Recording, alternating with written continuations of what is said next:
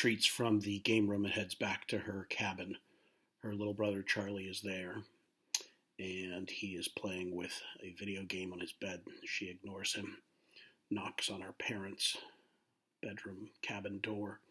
Her father, Arthur, opens the door, and her mother, Catherine, they're both in there. She asks if she can come in, and they bring her in, and she sits in the bed and tells of this weird interaction with Jonathan, the cabin steward. They sort of blow her off and tell her not to worry about it. Dad says that he is going to the bar to get a drink, and Mom says she's going to lie down. So Jen exits the cabin and is determined to find out more about her situation. She feels very uncomfortable. There's very few people around. She walks to the outer deck, to the swimming pool, which has been drained. There are ropes around it. There are tape marks on the deck for social distancing.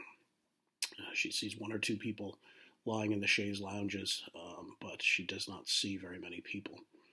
As she looks back, she can see her father approach the lobby bar and sit down. A bartender approaches him and serves him a beverage.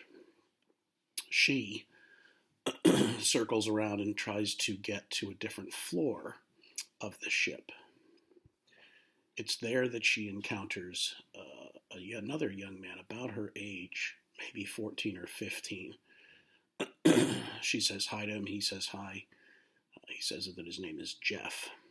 He asks what she is doing on the cruise.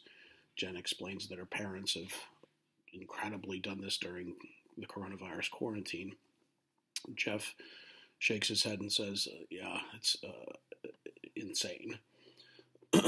But they wander together exploring the vessel. They see very few people. When they get to the casino is also closed, roped off, but because there's nobody in there, they sneak in. They want to have a look around. As they're wandering the now deserted casino, it's the first time that Jen looks down and sees this particular doll. It looks like it was made by a child, but it has needles coming out of it. She looks at it closely. She picks it up. Jeff tells her, I don't think you should touch that. That's not a good idea. And Jen puts it on one of the blackjack tables and they move on. After they exit the casino, they make their way to the restaurant, which is a buffet, which is currently open. They see Jonathan there, the cabin steward. He's mopping up and cleaning up, and he looks at them again, hesitantly. Jen and Jeff go looking for, seeing what the buffet has to offer. It's pretty slim pickings. There's some chicken and rice. The first thing Jen says, how can this be a cruise? The casino's closed. The pool is closed. There's very little to eat. Jeff says, since this outbreak, the cruise industry's been hit hard. They agree to part ways, but Jeff says that he'll try and meet up with her later. As Jen circles back around towards the lobby, she sees her father still nursing the same drink, the same spot at the bar. And she walks up to him and says, hey Dad, what's the news? And Arthur, Dad, simply shakes his head and says, I can't talk right now. Jen looks at the bartender, who looks, sort of concernedly back and shakes his head. Jen doesn't like the sound of that, but she doesn't want to get involved anymore right now, so she exits. It's when she goes back to her cabin and finds Charlie crying that she starts to get concerned. She asks him what happened, what's wrong?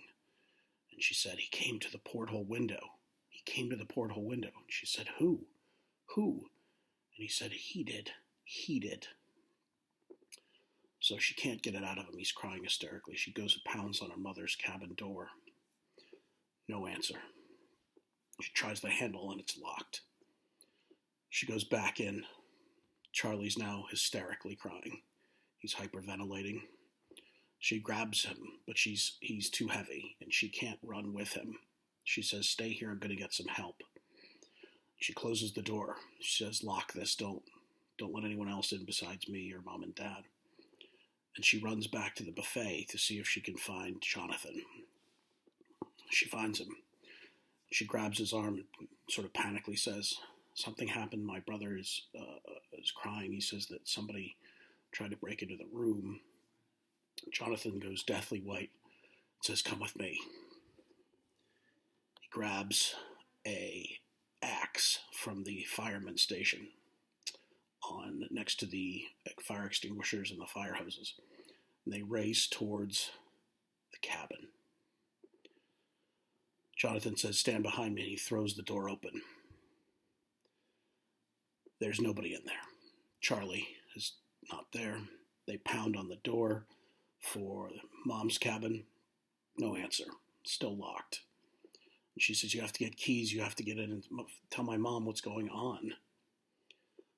It's then that Jen decides that the best course is to get her father, Arthur. She races back to the bar. And there is the father nursing the same drink with a now, the bartender's gone, now vacant bar. She shakes her father and says, "Dad, you have to come quick. Charlie's missing. I can't find Mom." No movement. Arthur just sits very quietly. And she keeps saying, "Dad, Dad, you have to come and find Charlie." And he slowly turns his head and he says, "I don't know who you are. I'm sorry, I can't help you." She screams, "Dad, it's me, Jen. Charlie's in trouble. You have to come. There's no time for joking." He shrugs his shoulder, gets her hand off him, and says, "I don't know who you are, kid, and I can't help you." Now Jen, in a full panic, she doesn't know if her father's playing some kind of game. She doesn't know where Charlie is. Mom's not answering the door. Jonathan says, "We can get to the captain, Captain Chapin. We can get keys. We'll open the door to your mom's cabin." They race down and meet the captain, who's in his full outfit. They say, "Captain Chapin, we need the keys. Something has happened." One of the passengers. The captain says hi to Jen and grabs the keys and says, "Let's go." The three of them run down: Captain Chapin, Jonathan, the steward, and Jen. They pound on the door again, no answer. When the captain finds the right key, they open the door. It's dark inside, but there's enough light coming through the porthole. Jen's mom, Catherine, is sitting on the bed with her back to them. Jen races around and says, "Mom, you have to..." And she stops dead in her tracks. Her mother has taken a needle and a thread and has sewn her eyes, shot her eyelids to her face. Jen starts screaming. Catherine reaches out her hand and touches Jen's hand and says, "It's okay. If you can't see it, it isn't real."